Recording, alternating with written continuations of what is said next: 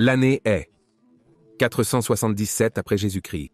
Julius Népos, qui a fui l'Italie en 475 après l'usurpation de Flavius Oreste, est maintenant prêt à reprendre l'Italie et à restaurer l'Empire romain d'Occident. Sa flotte est prête, une forte armée dalmate a été recrutée et l'empereur romain d'Orient a envoyé des renforts. Cela, évidemment, chers amis de l'histoire romaine tardive, n'a jamais eu lieu, mais aurait-il pu avoir lieu? Et si oui, comment l'histoire se serait-elle développée?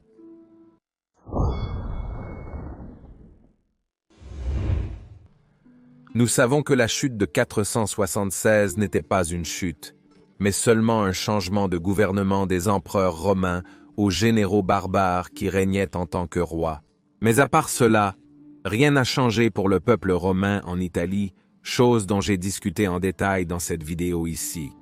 Cependant, une conséquence réelle et directe de ce changement de gouvernement a été que plus tard, exactement, ce fait a conduit à une guerre dévastatrice entre le royaume ostrogothique d'Italie et l'Empire romain d'Orient.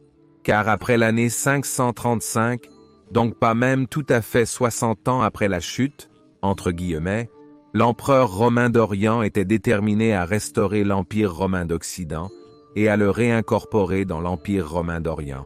Cela conduirait à une guerre dévastatrice qui a duré plus de 20 ans, qui détruirait presque toutes les villes italiennes, dépeuplerait la péninsule et toutes les institutions romaines, détruirait l'infrastructure vitale romaine et plongerait l'Italie dans l'âge des ténèbres.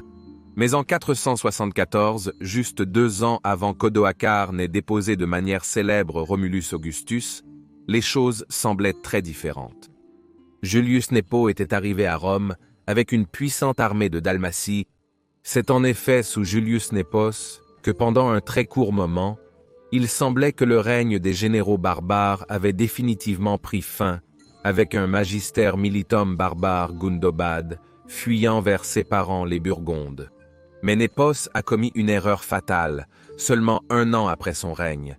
Il a fait de Flavius Oreste son nouveau magister militum en 475. Cependant, Oreste, bien qu'étant romain, était presque aussi traître qu'un bâtard comme Régimère et s'est immédiatement rebellé contre Julius Népos. Népos s'est enfui d'Italie pour la Dalmatie, peut-être, parce que l'armée dalmate avec laquelle il était arrivé en 474 avait été détruite en essayant de combattre les Wisigoths dans le sud de la Gaule. Entre-temps, Oreste avait fait de son fils Romulus Augustus un empereur. Mais seulement 1 an plus tard, Odoacre, un général germanique qui commandait une bande de mercenaires érudits, a combattu contre Oreste, l'a vaincu ainsi que son frère, et a déposé le jeune empereur Romulus Augustus. Mais pourquoi Julius Népos n'a-t-il jamais repris l'Italie? Je veux dire, il avait déjà fait la même chose en 474, lorsqu'il a déposé l'empereur marionnette Glucerius et expulsé le magister militum barbare Gundobad. Pourquoi n'a-t-il pas repris l'Italie une 2e fois et aurait-il pu le faire?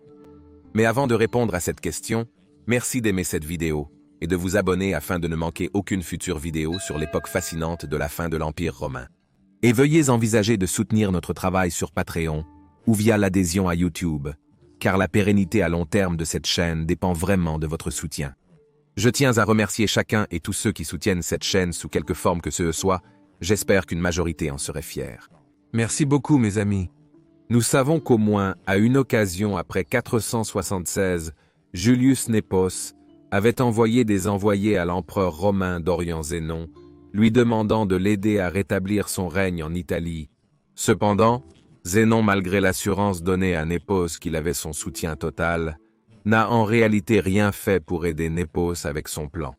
En fait, Zénon a même reconnu le règne d'Odoacre en Italie, et le seul soutien que Zénon a donné à Népos était qu'il a obligé Odoacre à frapper des pièces au nom de Népos et à reconnaître que Népos était le véritable empereur romain d'Occident de l'Italie. Mais cela, bien sûr, n'était que de la manœuvre politique. En réalité, Odoacre avait tout le pouvoir, et Népos n'avait aucun pouvoir factuel sur l'Italie. Alors comment Népos a-t-il pu envahir avec succès l'Italie juste 2 ans plus tôt, en 474, déposer Glucerius et mettre fin au règne des mercenaires barbares, du moins pour une réponse se trouve dans la personne de l'empereur romain d'Orient Léo Ier. Léo Ier était le dernier empereur romain d'Orient qui, à mon avis, se souciait beaucoup de la préservation de l'Empire romain d'Occident, et il a fait tout ce qui était en son pouvoir pour aider les Romains d'Occident. C'est Léo qui avait envoyé Anthemius en 467 comme une force de contre-attaque à Rikema. C'est Léo qui avait ordonné la construction de la massive flotte pour l'expédition vandale de 468, qui a malheureusement échoué, dont j'ai parlé dans cette vidéo ici. Et c'est Léo qui avait envoyé des renforts à Népos en 473 afin de reprendre l'Italie. Cependant, Léo est malheureusement décédé au début de 474 de ce siècle, et en fait pour moi, la mort de Léo. Un est finalement ce qui a également scellé la mort de l'Ouest. Avec le départ de Léo, son successeur Zénon serait beaucoup moins disposé à aider Népos. Qu'aurait-il advenu si Léo était décédé plus tard, par exemple en 480? Et si Léo avait vécu assez longtemps pour soutenir Népos? Eh bien, dans ce cas, je suis assez sûr que Léo aurait envoyé une armée pour soutenir Népos. Dans notre chronologie, Népos prévoyait également de reprendre l'Italie, mais il a attendu jusqu'en 480, jusqu'à CE qu'il juge le moment opportun. Mais alors, très probablement parce qu'il avait prévu cette entreprise, il a été trahi et tué par deux de ses propres généraux, Ovide et Viator, dans le palais de Dioclétien, parce qu'ils n'étaient pas trop enthousiastes à l'idée de combattre contre Oudouakar, puisqu'ils étaient eux-mêmes d'origine germanique et qu'ils ne se souciaient pas trop de l'idée d'un empire romain d'Occident restauré. Mais dans cette chronologie alternative, Léo n'est jamais mort et a envoyé une armée à l'aide de Népos au début de 476. Il est possible que Népos aurait encore attendu une autre année pour envahir l'Italie en renforçant l'armée de l'Est avec certains de ses propres recrues dalmates. En 476, il aurait reçu la nouvelle de la déposition de Romulus Augustus et de la mort d'Oreste. Léo n'aurait pas accepté les insignes impériaux d'Oudouakar et n'aurait jamais accepté le règne d'Oudouakar.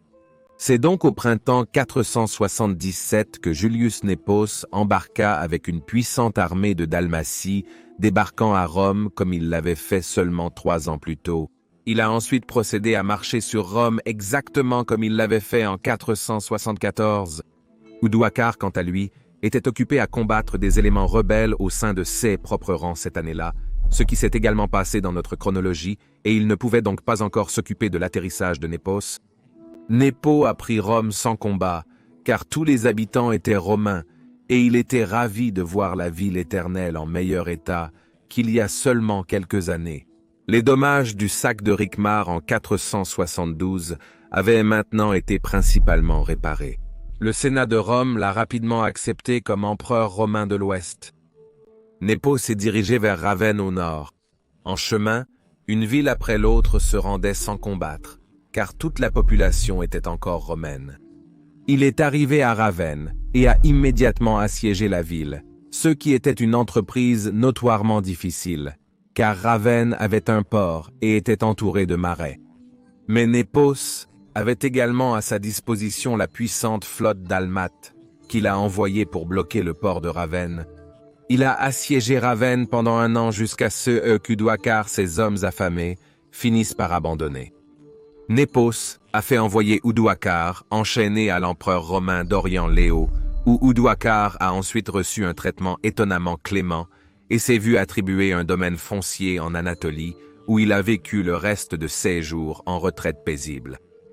Ainsi, en 478, Julius Népos avait repris le contrôle effectif de l'Italie. L'Empire romain d'Occident avait été restauré. Mais cela durera-t-il? Eh bien, dans cette chronologie, où Léo serait mort quelques années plus tard, l'empereur Zénon aurait toujours succédé à Léo, mais il n'aurait pas eu besoin d'envoyer les Ostrogoths pour mettre fin au règne d'Oudouakar en 487, puisque soit Népos, soit l'empereur occidental successeur de Népos, régnerait à l'ouest. Si Népo avait régné assez longtemps et installé un successeur digne de ce nom, l'Empire romain d'Occident aurait pu se stabiliser. Il aurait cependant été confiné à l'Italie et à la Dalmatie. Cependant, nous devons noter que Odoacar et Théodoric étaient en bons termes avec les royaumes germaniques environnants, surtout Théodoric avec les Wisigoths. Nepo et ses successeurs, cependant, auraient dû défendre l'Italie contre les Wisigoths de l'Ouest, et peut-être à un moment donné les Ostrogoths en Dalmatie, mais cela n'aurait pas été impossible. Si Népos avait réussi à régner assez longtemps, et s'il avait nommé les bons ministres et un magister militum digne de confiance, il aurait peut-être pu stabiliser ce petit État romain occidental. Il aurait également pu abolir complètement le système du magister militum, puisque ce système n'a apporté que chaos et guerre civile. Ainsi, il aurait pu nommer plusieurs généraux au lieu d'un seul magister militum de l'Ouest. Il aurait pu rééditer les lois de Majorien afin de mettre fin à la corruption, renforcer l'armement des citoyens, restaurer les anciens monuments de Rome à leur ancienne gloire et augmenter le taux de natalité de la population romaine. Cela aurait pu stabiliser l'État romain de l'Ouest juste assez pour survivre. Plus tard, pendant le règne de Justinien, la guerre gothique n'aurait jamais eu lieu, car il n'aurait pas été nécessaire de restaurer les provinces occidentales. Cependant, nous pouvons supposer que Justinien aurait quand même envoyé Bélisaire afin de mettre fin au royaume vandale. Avec l'Afrique restaurée sous la domination romaine, nous pourrions imaginer que l'Empire occidental aurait obtenu une partie de l'Afrique et que les expéditions de céréales de Carthage à Rome auraient pu être rétablies. Dans ce scénario, les désastreux sacs de Rome des guerres gothiques n'auraient pas eu lieu et Rome aurait conservé une grande partie de son ancienne splendeur. Avec le rétablissement des expéditions de céréales en provenance d'Afrique, Rome aurait même pu connaître une résurgence et une augmentation de la population. Avec la menace vandale éliminée pour de bon et un général puissant comme Bélisaire, nous pouvons imaginer Bélisaire combattant aux côtés des Romains de l'Ouest contre les Wisigoths. Avec l'aide des Romains de l'Ouest, il est fort probable que la victoire aurait été obtenue beaucoup plus rapidement que la victoire sur les Ostrogoths dans notre chronologie. L'Espagne aurait été en partie réincorporée dans l'Empire de l'Ouest et en partie conservée pour l'Est. L'invasion lombarde n'aurait pas eu lieu dans cette chronologie, car les défenses de l'Italie auraient été fortes et vitales, et l'Italie en bonne forme. Les échecs de récolte après 536 et la peste après 541 se seraient toutefois encore produits.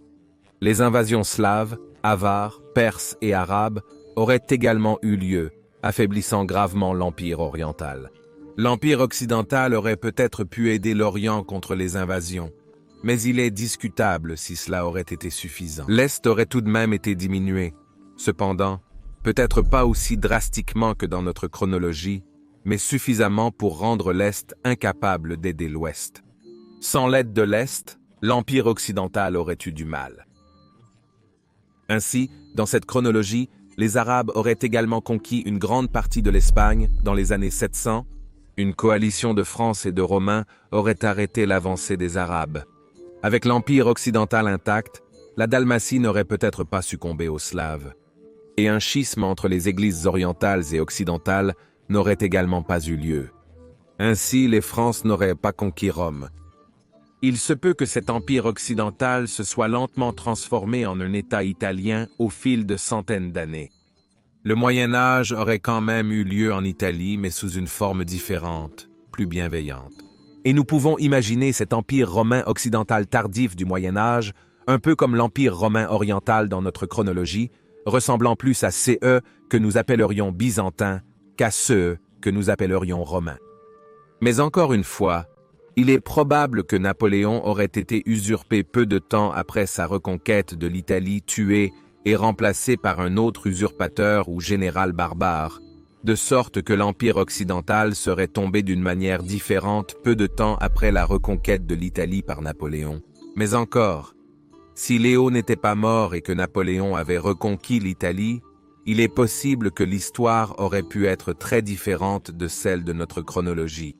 Tout cela parce que Léo lui-même a été infecté par une maladie et est mort trop tôt pour aider Napoléon avec son plan.